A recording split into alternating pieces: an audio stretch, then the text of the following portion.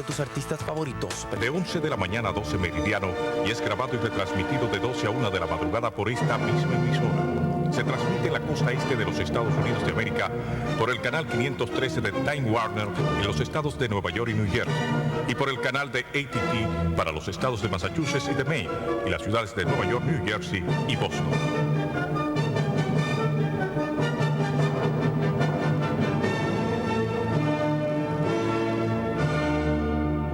Saludos dominicanos en todo el territorio de la República y en ultramar en la costa este de los Estados Unidos de América, e igualmente a todos sus habitantes de habla hispana. Hoy martes 1 de marzo del año 2003 les traemos otra edición de Agenda Nacional.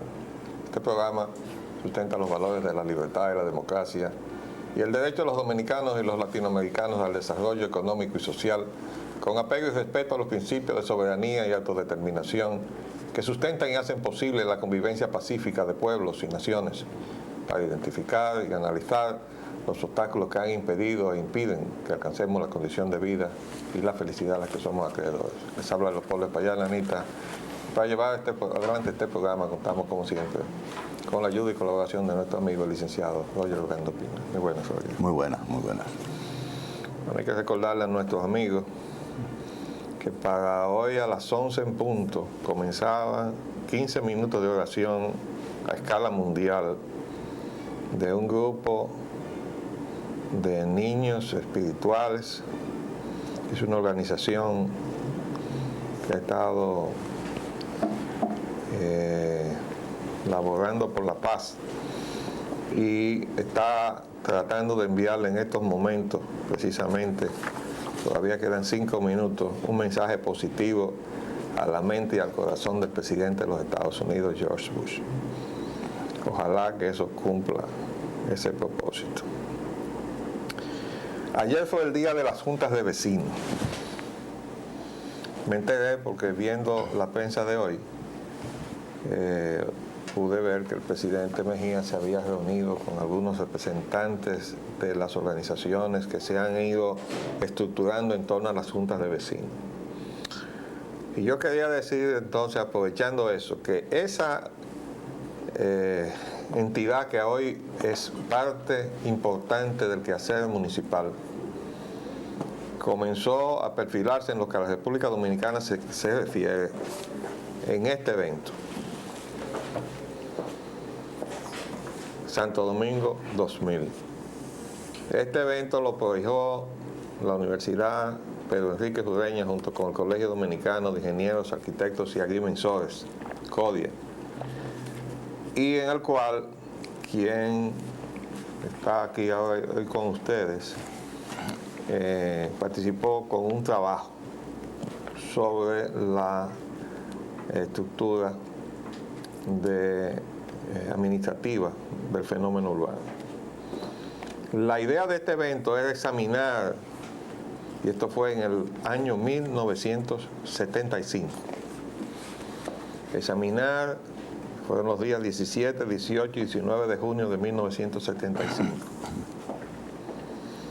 examinar las perspectivas que a 25 años plazo, que se veía como mucho tiempo, iba a arrojar la capital de la República en todos los problemas que una urbe podía presentar y que ya comenzaba a presentar en aquella época.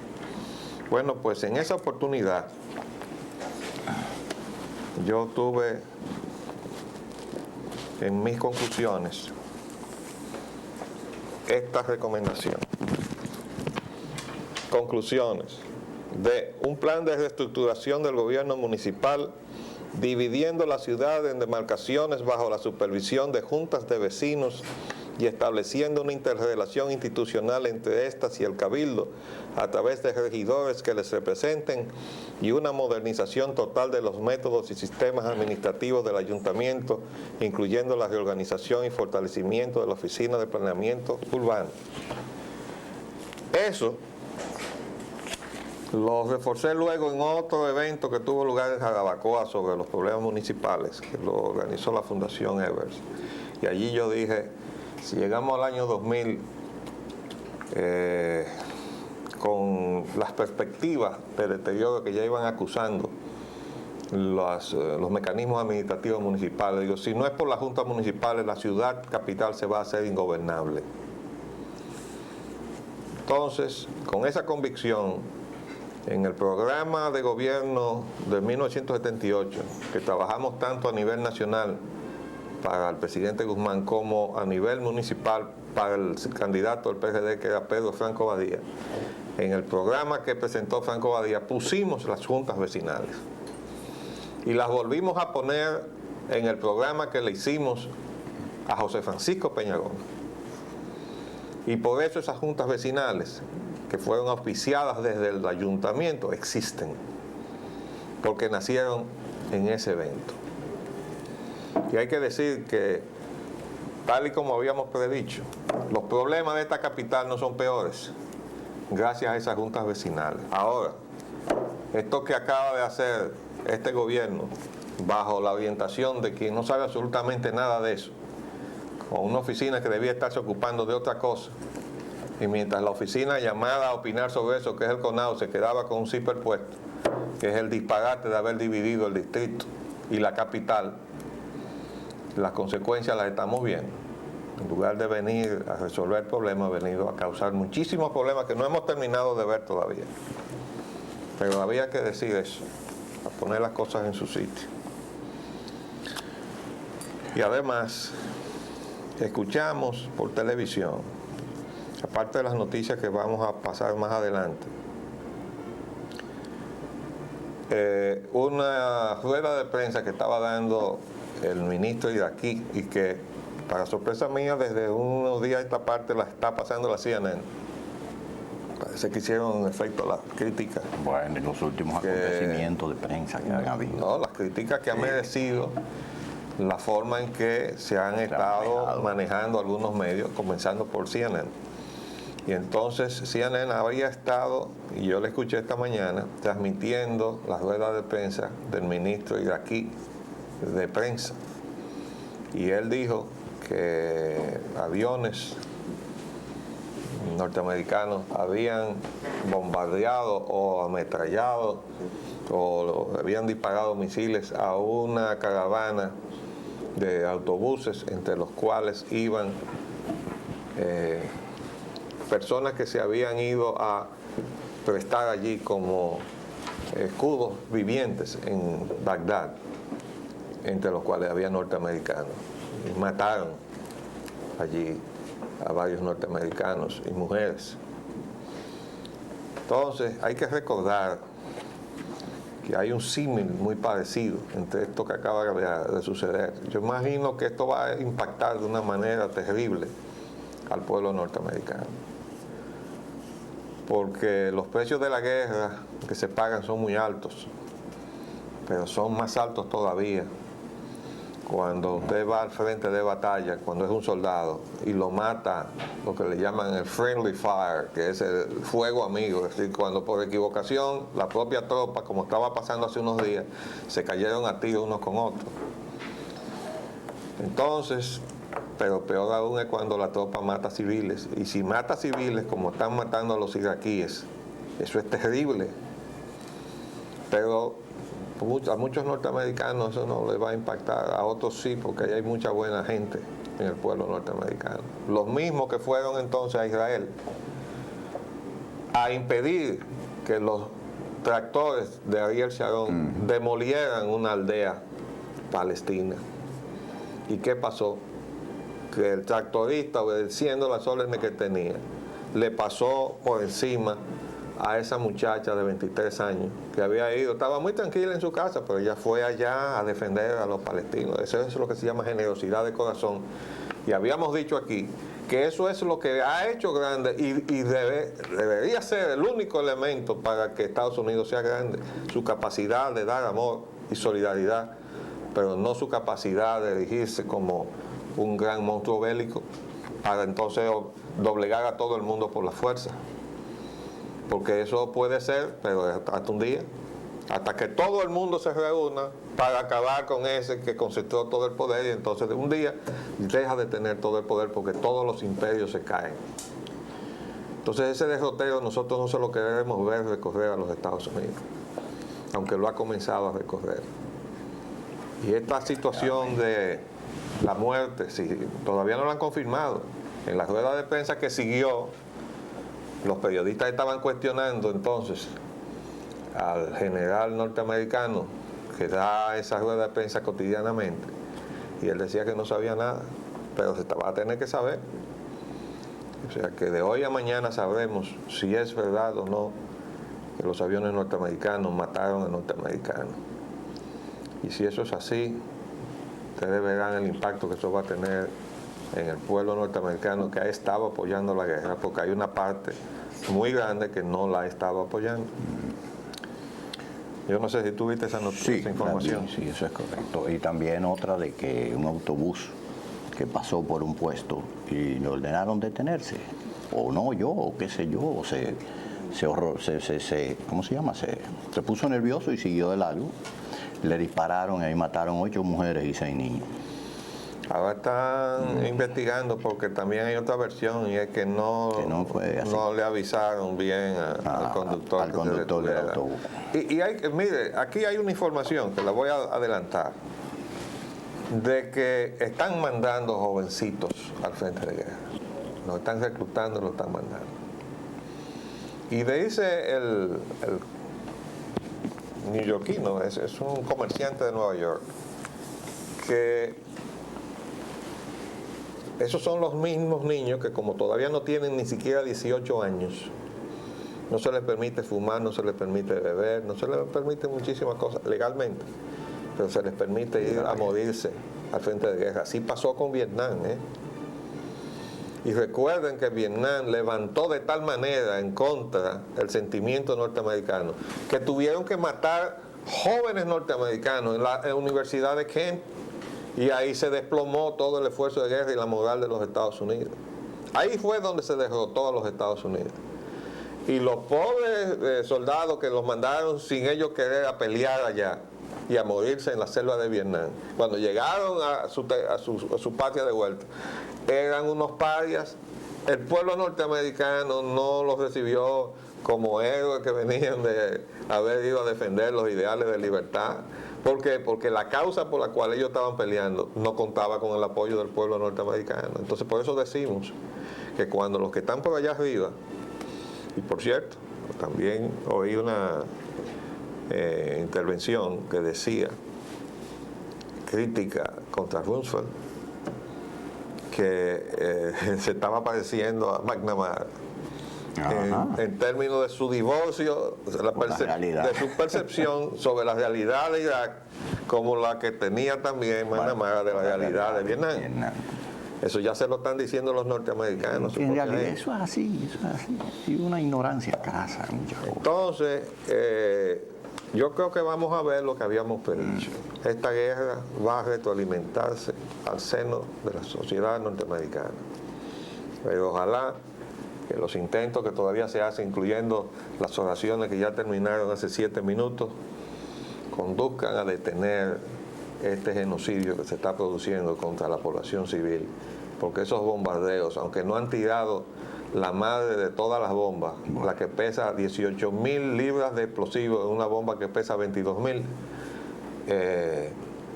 es un genocidio, eso que se está produciendo. De manera que ojalá que se detenga. Y hay una alerta sobre la salud, arquitecto. La Organización Mundial de la Salud ha vuelto a advertir sobre la neumonía atípica, la prevención y falta de cura. No, recomiendan prevención a falta de cura. Todavía no tienen cura. Han aislado, han anunciado que ya identificaron el virus. Pero todavía no le tienen el tratamiento y mientras tanto van 62 muertos. De modo que ellos están recomendando no viajar a los países donde, a Hong Kong, a China continental, Taiwán, en fin, el triángulo de donde sale además toda una buena parte de la droga del mundo, ¿no? Vamos a ver entonces. El presidente y la reelección. El presidente Mejía dice a que los reeleccionistas conspiran contra su esposa. Y Mejía se declara enemigo de la reelección. Bueno, estos son pronunciamientos muy interesantes del presidente. Le hemos estado diciendo a los, ¿cómo que le dice el presidente? Lambones, ¿no? Los lambones. Que se estén tranquilos, que no hagan quedar mal a su líder, porque él ha dicho que no va, y entonces ellos están tratando de demostrar que él está diciendo una cosa, pero que va a hacer otra. Dice aquí el presidente, llamó a no dejarse llevar por los agitadores. Bueno, por eso se refiere a los que llaman a protesta. Dice, el presidente Hipólito Mejía afirmó ayer que es un gobernante tan atípico que es enemigo de que le cuenten chismes y que le hablen de reelección presidencial.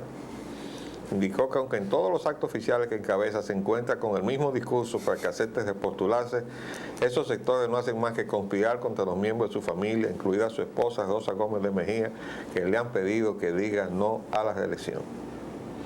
Mejía volvió al tema en un momento en que pronunciaba un breve discurso en un encuentro en el Palacio Nacional con centenares de representantes de juntas de vecinos de todo el país.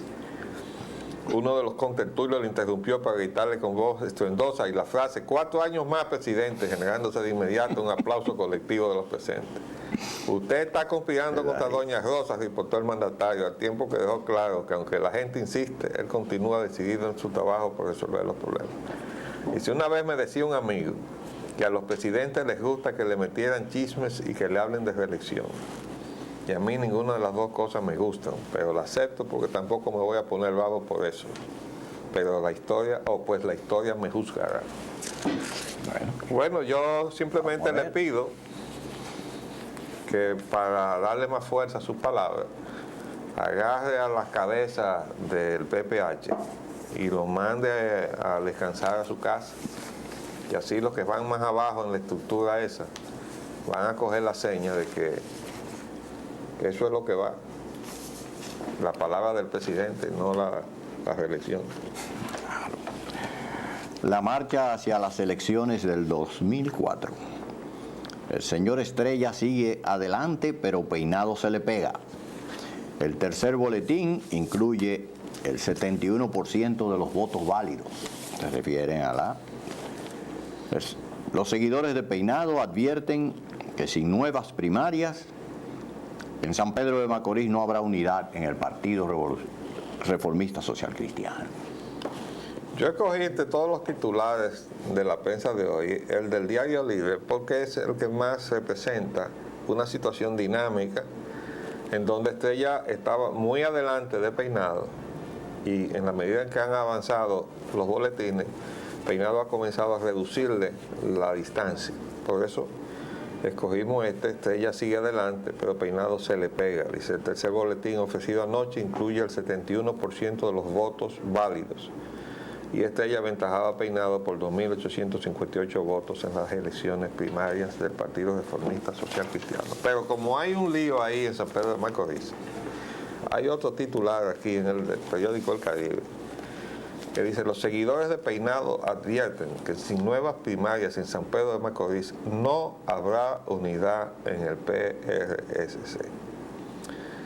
Déjeme decirle algo, la experiencia, ya hemos dicho, de todos los procesos de votación dominicanos, es que el pueblo cumple ejemplarmente y después se arman los líos en el sitio donde se cuenta.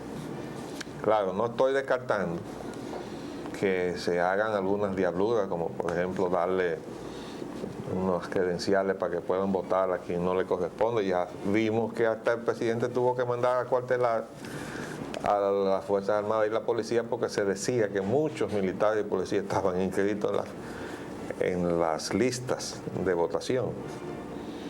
Bueno, eso es un derecho que en otros países tienen las personas de uniforme, aquí no lo tienen. De modo que hizo bien el presidente, que además se estaba cubriendo para que no se dijera mañana, fulano ganó porque el presidente le mandó a votar a los guardias y los policías.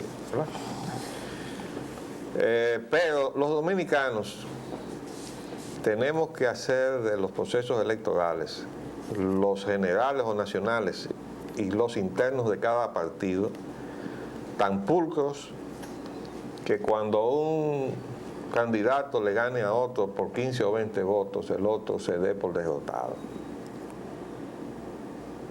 Ustedes se imaginarán que en las circunstancias en que ahora todavía nos desenvolvemos, el que un candidato pierda por 15 o 20 votos no es verdad que se va a declarar derrotado. Ni siquiera por 3 o 4 mil votos. De modo que esa amenaza, ahí lo que está diciendo es el Partido Reformista se va a dividir.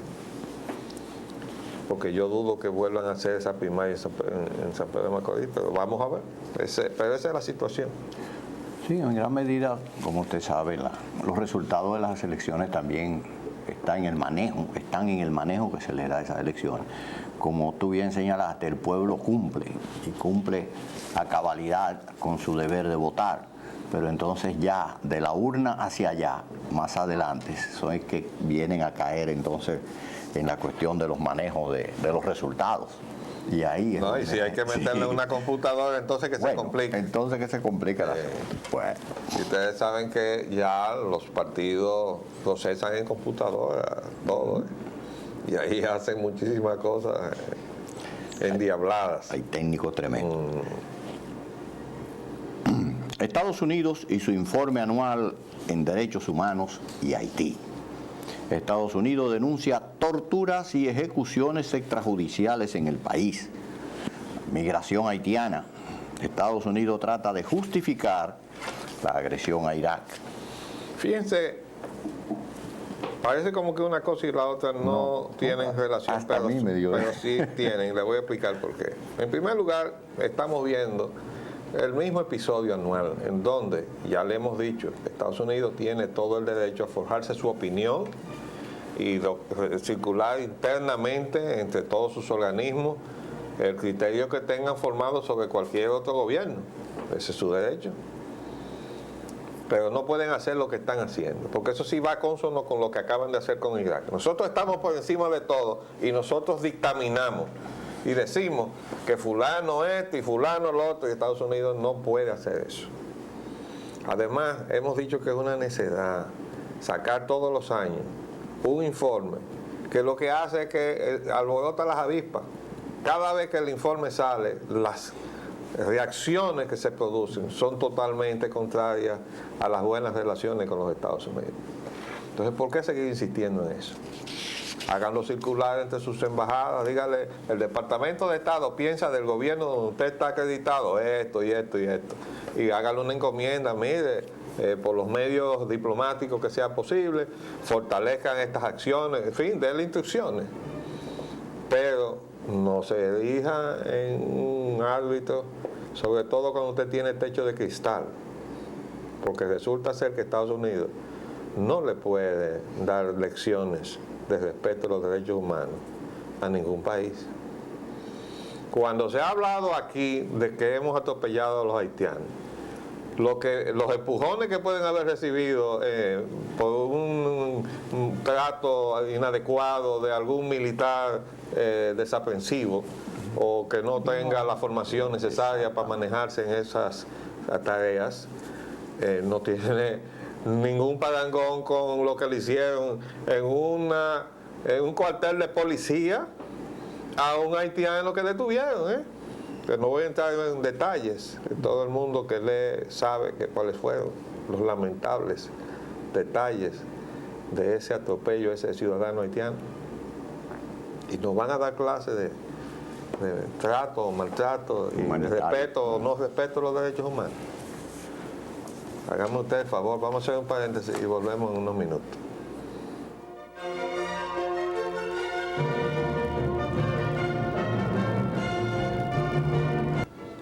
Bien, de todas maneras, volviendo al tema del informe de los derechos humanos de Estados Unidos sobre el mundo, Estados Unidos reconoce que han reducido las muertes extrajudiciales que se producían en manos de la policía, aunque todavía se producen.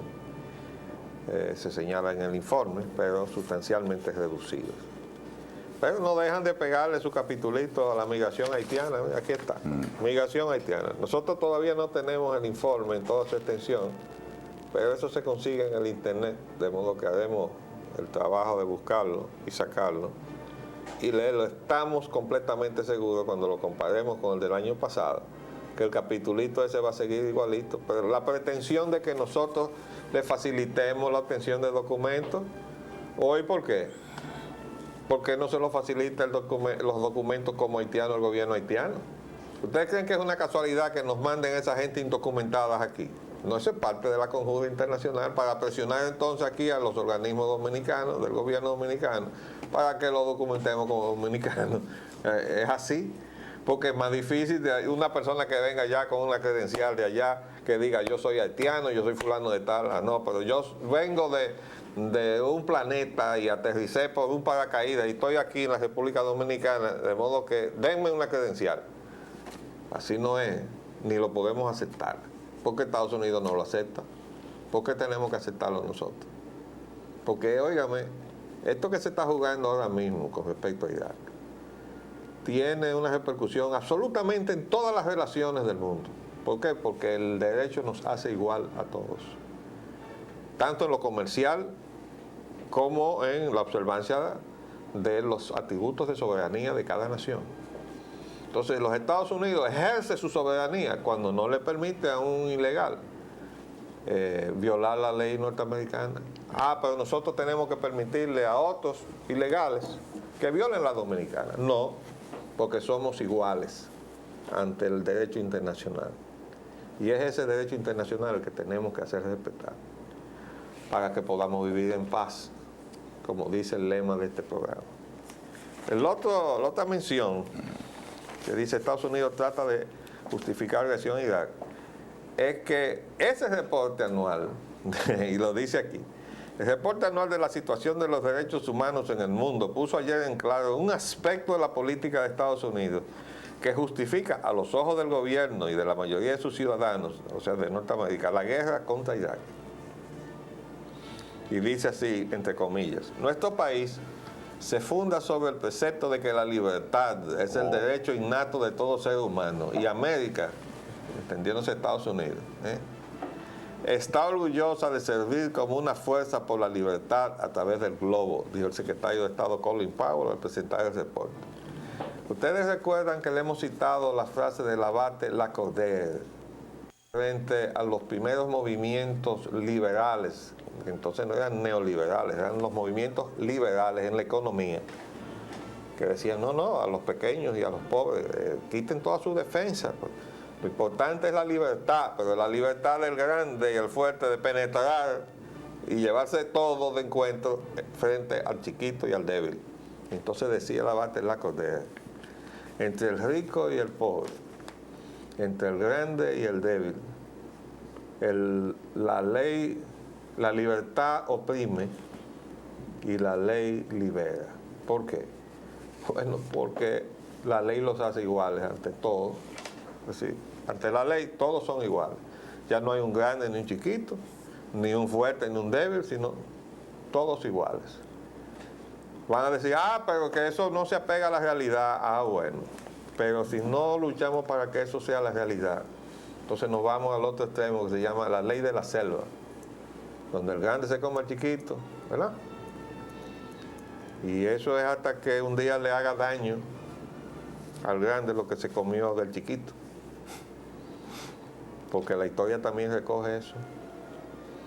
De manera que, fíjense cómo ese informe también tiene una introducción que pretende decir que Estados Unidos está sirviendo como fuerza por la libertad.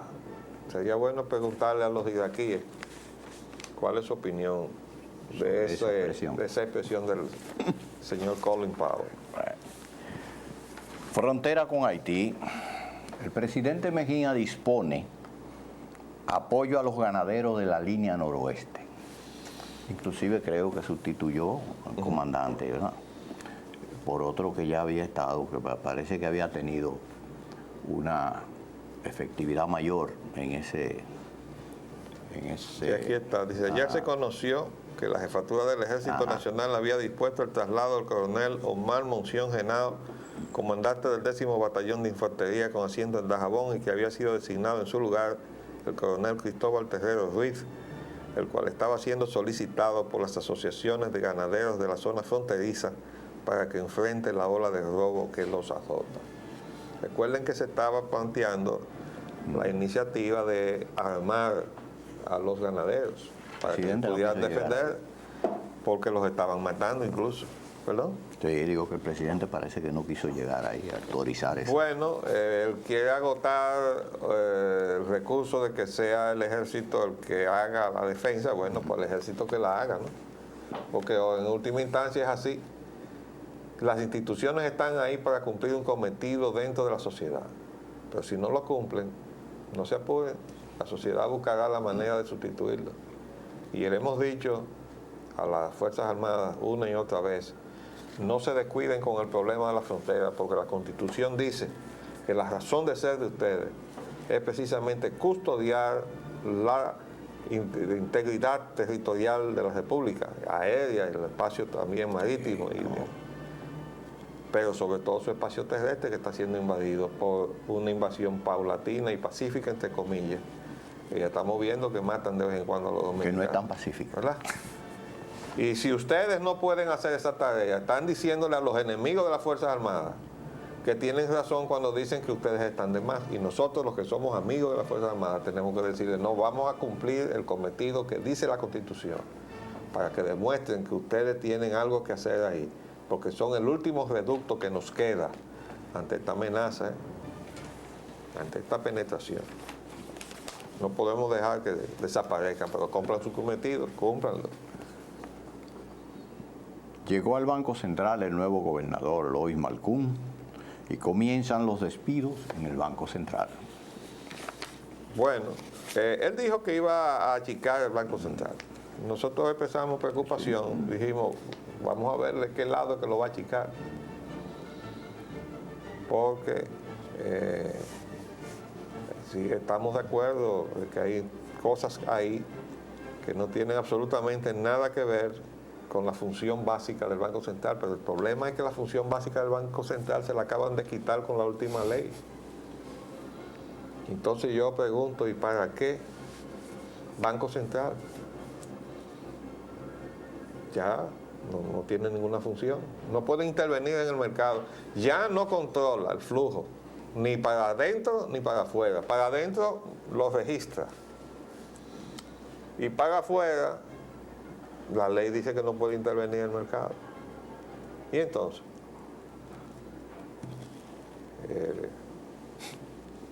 háganme ustedes el favor. Yo la verdad es que a los empresarios de este país les tengo que decir otra vez que las deficiencias que se están mostrando a través de los últimos años en la dirección política de este país tiene su correlativo en la representación empresarial de los dominicanos, porque han estado aplaudiendo todas las causas negativas a la República, que es la causa negativa a sus propios intereses. Entonces, un sector que ha logrado el privilegio de hacer fortuna, si se quiere, en su actividad lícita, algunos no tan lícitas, pero cuando la cosa marche mal para el país, no le quepa duda que le va mal a ellos, o a ustedes, dirigiéndome a ustedes los empresarios. Cuando se reduce el poder de compra de la población por vía de esta devaluación permanente de su medio de compra, que es el peso dominicano, ¿quiénes son los que dejan de vender? Son ustedes. Entonces, esas medicinas que se están aplicando, con el beneplácito de los representantes que ustedes tienen en la Junta Monetaria, y que aplauden entonces cada vez que tienen acceso a la prensa, es lo que los va a liquidar a ustedes, como los liquidó y los obligó a fusiones y a quiebras y a de todo la apertura. Porque no se atrevieron a plantarse y decir apertura no, o por lo menos vamos a abrir los dos. Igualdad. No, vamos a abrir los dos, como llaman, no, le llaman par y paso. Par y paso. Par y paso. Oh. Es una frase... Nuevo término. No, Nuevo. esa la aprendí yo hace muchos años. Ah, yo creía que era con nuevo. los poetas de los organismos internacionales. Bueno. Y algunos dominicanos que estuvieron trabajando por allá, y entonces nos trajeron el término. Par y paso quiere decir, tú das un paso y yo también. Ajá. Ahora, entre dos, y hay uno más grande y uno más chiquito, es lógico que el primer paso, sobre todo si es para desprenderse, Debería darle más grande. lo del más grande. Entonces, el más grande da el paso, entonces yo lo doy también. No. Pero no me pidas que yo dé el paso y tú te quedes parado donde tú estás, que es lo que está pasando con el sistema de cuotas de los Estados Unidos y con todas las protecciones que le está otorgando a su aparato productivo, que nosotros aplaudimos. Pero nosotros tenemos el derecho, como nación, a hacer lo propio. Esa fue exactamente la recomendación que le pusimos por escrito al presidente Mejía. Y si él tiene la casualidad de estar escuchando este programa, le pedimos que solicite que le busquen en sus archivos el documento que yo le deposité en su casa, de la reunión que tuvimos en mi casa con Unión Nacionalista, para que usted vea que en lo que concierne al problema arancelario le decíamos, presidente, cuando Estados Unidos afloje, usted afloja. Si Estados Unidos no afloja el sistema de cuotas, póngale cuotas a las importaciones que hace la República Dominicana, porque lo que es igual no es ventaja, dice un refrán popular. Y tenemos el mismo derecho. Y los aranceles, no los baje hasta que no se bajen los de allá. ¿Por qué? Porque las importaciones dominicanas están sometidas a toda clase de restricciones, excepto la de zona franca, porque son exportaciones que no son nuestras. Eso está hecho por una ley del Congreso de los Estados Unidos. Eso no salió de aquí, no se lo inventó ningún dominicano y mucho menos ningún latinoamericano. Eso salió del Congreso de los Estados Unidos en la gestión de Reagan y se le llamó Iniciativa Reagan para la Cuenca del Caribe. Eso lo que significaba era, vamos a abrir nuestra frontera a el ensamble que hagan allá de esto que le estamos mandando desde aquí, para usar lo que se llama la fase intensiva de mano de obra en los territorios de ustedes, donde ustedes están cayendo del muerto de hambre, tienen un salario muy bajo, que nosotros vamos a aprovechar, porque no queremos seguirle pagando el salario que nos exige la ley a estos que están aquí, ¿verdad? Para optimizar la rentabilidad y los beneficios, eso es lo que yo busco. Esa ley es el producto del esfuerzo de ellos tratar de obtener esos objetivos, de lograr esos objetivos. ¿Verdad? Yo hablaría de maximizar, no de optimizar. Ellos lo que quieren es ganar mucho más, no importa que, pero no importa que se está llevando de encuentro los empleos y los salarios de los ciudadanos norteamericanos. Cada vez que se traslada una actividad de esa para acá, se cierran varias empresas allá y quedan sin empleo los obreros norteamericanos. ¿Y ustedes saben quién es que tiene que recoger la cuenta? El gobierno de los Estados Unidos. Por eso tiene una deuda de 6 trillones. Y ya yo perdí la cuenta de los billones porque hace días que no entro, pero tengo que hacerlo, del gobierno. Pasó el techo, que era 400 billones, y ya hace varias semanas que pasó de largo. 6 trillones 400 billones, y lo pasó el techo. Yo no sé cómo es que están pagando, porque hubo periodos, no tan lejos para que se nos olviden, en donde hubo que mandar empleados del gobierno para su casa porque no se le podía pagar el salario, porque si se le hacía un cheque firmado por el tesorero de la nación, tesorero de los Estados Unidos, rebotaban los cheques por falta de fondos. Entonces venía un asunto de negociar con el Congreso para ver cómo se salía de la situación. Así es que ha estado la economía de Estados Unidos desde hace rato y no ha salido de ahí. Entonces, hay una situación que yo no sé si el gobierno actual de los Estados Unidos la está entendiendo, pero nosotros tenemos que ponernos de acuerdo, el mundo, para arreglar la economía, para eliminar la pobreza y el hambre, para que podamos entonces hablar de mercados, porque mientras haya gente que se está muriendo de hambre, no puede venir a venderle Jaguar, ni Rolls Royce, ni Buick, ni Cadillac, ni Land Rover, ¿verdad? ¿Y qué otra cosa? Y ni Lexus, jipetas Lexus, ¿verdad? Que necesitamos muchos libros, baratos, Eso sí necesitamos. para acabar con el analfabetismo. Vamos a ver. La crisis eléctrica. La superintendencia deja sin efecto el aumento de la tarifa que estaba programada. Parece que nos estaba oyendo el amigo Cross, ¿verdad? Nosotros le dijimos, no puede usted aprobar eso cuando se ha suspendido la parte compensatoria de los apagones que nos están dando.